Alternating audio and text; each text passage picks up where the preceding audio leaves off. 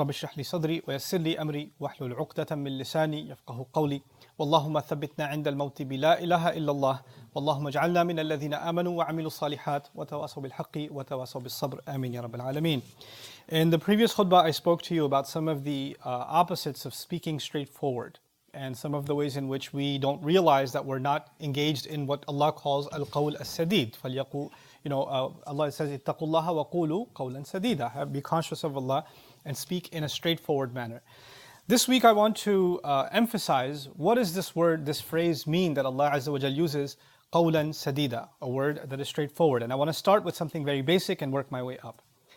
The basics I want to start with is the power of words themselves. Allah Azza wa Jal made the human being unique.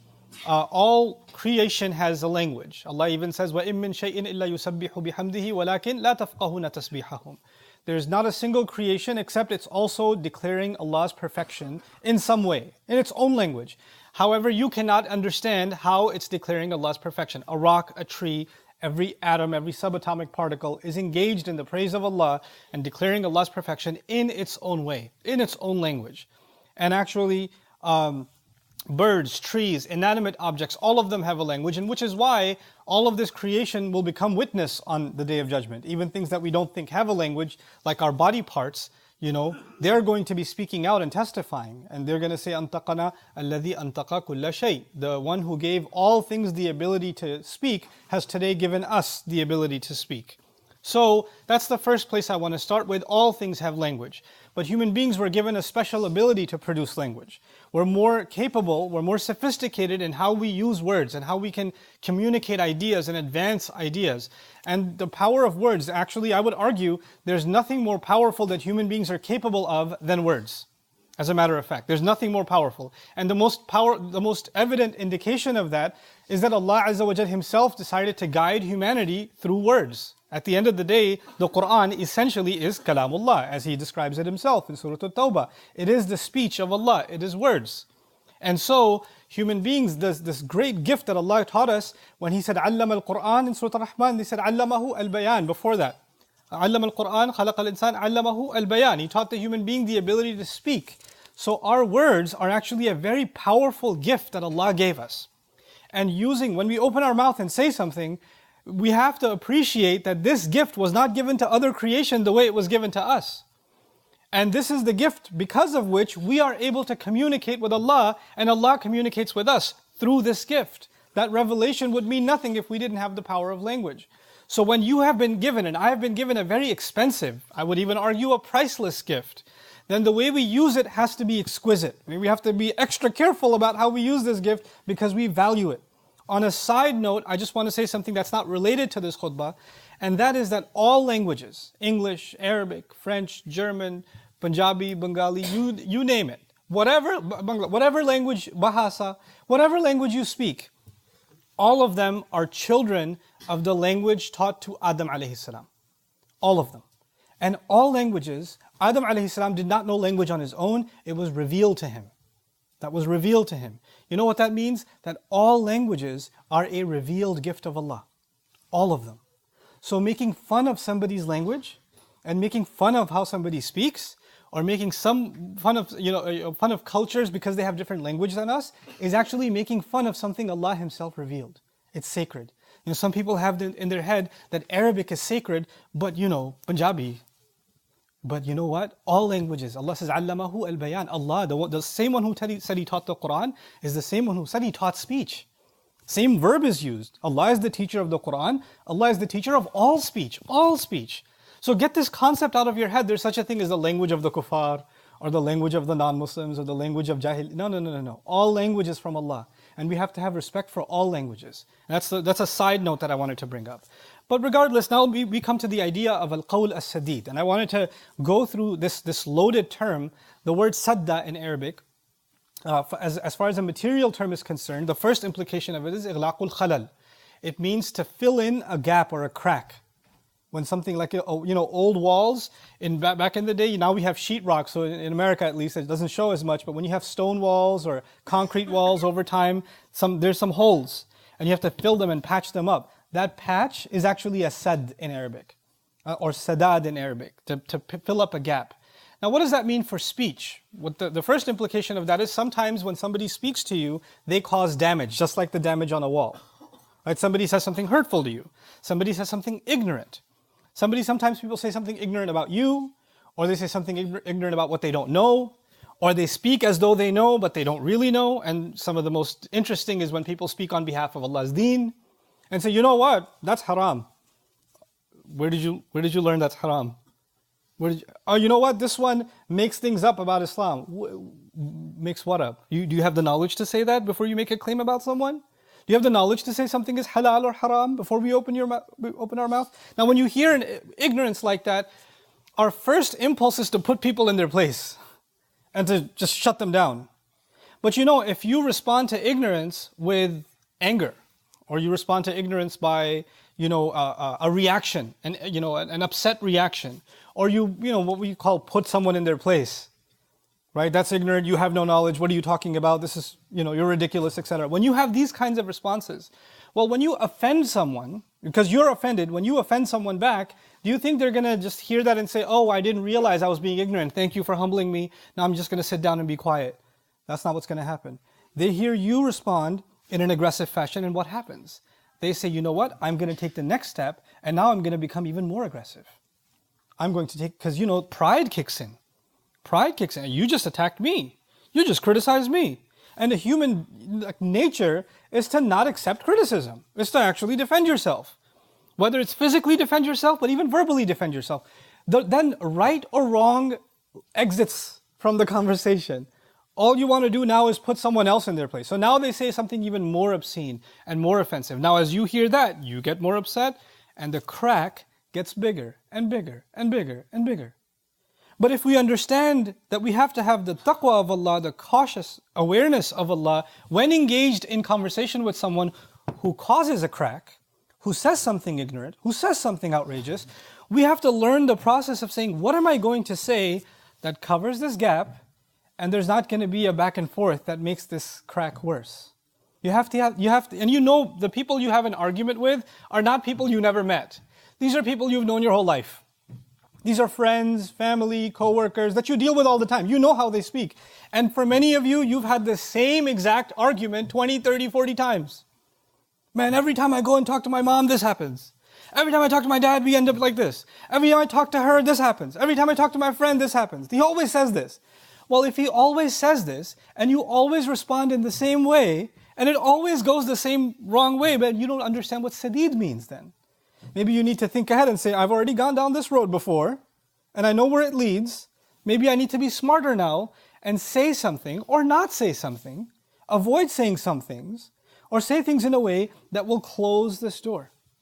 That that will not perpetuate further. And that's something you really have to become thoughtful about. Think about it. Language is, of all the muscles that we have in our body, the eyes and the tongue are actually very easily used. You don't have to actually exercise. You don't get tired of using your eyes. You just open them and they work. Hands can get tired, legs can get tired, your back can get tired, but the tongue can move very quickly. The eyes can move very quickly. So we get trigger happy and whatever comes in our mouth just leaves immediately. An ancient poet once said that he wished that his neck was 1 mile long. What a strange thing to say. I wish my neck was 1 mile long. And he was asked, why do you say that? And he said, well, because my gut tells me I should say something. And when those thoughts travel from my gut through my neck, maybe I should have time to think, no, put it back down. That shouldn't come out of my mouth. So I'm hoping it's 1 mile long, So, الندم على السكوت خير من الندم على الكلام. Like being embarrassed or regretting that you said something is worse. Regretting that you didn't say something is better. So al-qawl al-sadid, first of all, should I say something? Should I not say something? And what I say, is it going to escalate and make things worse instead of making things better? And with your experience, you already know which kinds of words or phrases or tone or suggestion did not go well. So maybe it's time to experiment with a different direction. Say something other than what you said before. Say something that won't cause damage, maybe undo damage. I'll give you an example. There was one time, a long time ago, there was an elder that I looked up to in a masjid that I shall not name because he'll know, he's watching. So I used to look up to him, very, very nice fellow. And everybody who met him in the masjid was just get soft around him. He's just got this very loving personality. And one time we're in the masjid and two of the elders in the masjid had a fight with each other, arguing, yelling, screaming at the top of their lungs after Maghrib prayer. And the elder that I respect and love, he's also witness to this conversation. And usually what he used to say is, he would come in, he would say, Salam, how are you? How's your family? For every person he met, he would be discourteous. And I was one of the regular musallin at that masjid, and I noticed that after that, he would still say salam to me the same way, but those two other fellows, he would come and just say salam to them, but not more conversation than that. He wouldn't have longer conversation with them. And they felt it. And so one time we were leaving the masjid, and one of them said, you used to ask me how I'm doing, we used to talk. You don't talk to me like that anymore. And he said, well, I saw you lose your temper, and I felt that, if I don't want to be a reason that one day you lose your temper towards me, and then that sin is on you in the house of Allah. And if you lose your temper towards me, and I feel bad towards you, then the angels will record that too, as something against you. So I care for you, which is why I speak less to you now. That's what he says to him. He doesn't say to him, you're so ignorant. The way you fought that guy, I don't want to talk to you. Why would anybody want to talk to you? He actually made it something about his care for him. He doesn't want him to become a worse sinner. He doesn't want him to have a record against him. He doesn't want him to have himself to have a bad feeling towards the person who lost their temper. And that brother who lost his temper, who people were afraid to talk to him because he loses his temper, stood there crying his eyes out. Crying his eyes out. And the next thing he did is he apologized to the one he fought with. That's what he did. All of that because of just al-qawl as-sadid, just knowing, having the wisdom of what to say and how to say it, how to engage. This is a very powerful, very difficult quality, because once again, we are programmed, whatever comes in your head just comes out. Just immediately, impulse reaction, right? And this is actually one of the meanings of the word jahala. Aqal in Arabic is to tie up, and jahal is to let loose. Whatever comes goes. Okay? This is why وَإِذَا خَاطَبَهُمُ الْجَاهِلُونَ قَالُوا سَلَامًا in Surah Al-Furqan. When the ignorant address them, ignorant doesn't just mean ignorance, it also means impulsive. You had the impulse to say something and you just said it. Stop, think. Think. How am I going? Don't just throw grenades with your words. Don't just throw grenades. Have targeted, direct, impactful speech, exact words. And if you can't think of saying something, it's better to stay quiet. That's the first implication, إغلاق الخلل. The second is رَدْمُ الثَّلْمِ. They say when there is a crack already there, and you're trying to fill it up and fix it. What that means is when you meet someone who's broken, when you meet someone who's hurt, when you meet someone who's angry, when you meet someone who's upset, not because of you, because of some other reason, you have to have the insight and the sensitivity to use the kinds of words that will make them feel better, not make them feel worse. Not make them feel worse. I'll give you examples of each as I go, because I want you to think in practical terms what this means. You're at a funeral, somebody passed away, there's a janazah, and the parent passed away, the son is there, he's crying, and you come to him and you put, no, don't cry, you have to have sabr. You just say these words. Now in your head, you said something really good.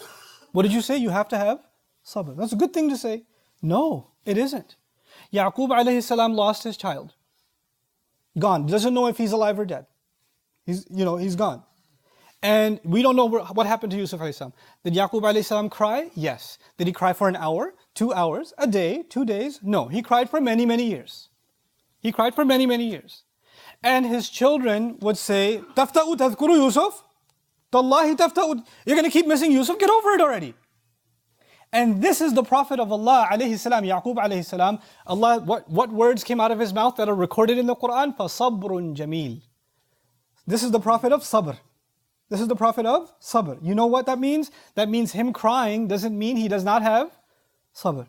But when you went to somebody's janazah and they were crying and you put your hand over their shoulder and you said, hey, you should have Sabr. They already feel terrible that they lost a parent. Now they feel terrible that they don't have Sabr. You made them feel even worse. And now they're feeling guilty for crying. Well, crying is a human emotion. Allah gave us that. Prophets weren't missing sabr because they shed tears. How are you making someone feel that? So sensitivity, just understanding what I say, is it going to make things better or is it going to make things worse? Is it going to hurt someone's feelings? There was a fellow I met at the masjid one time after Jumu'ah. He came and said salam to me.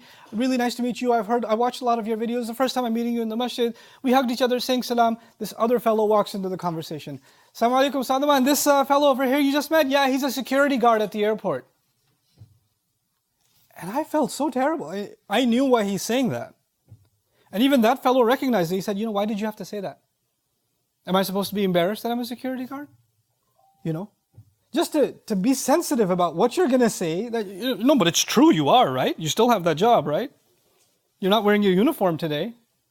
You're just trying to make him feel low with these words.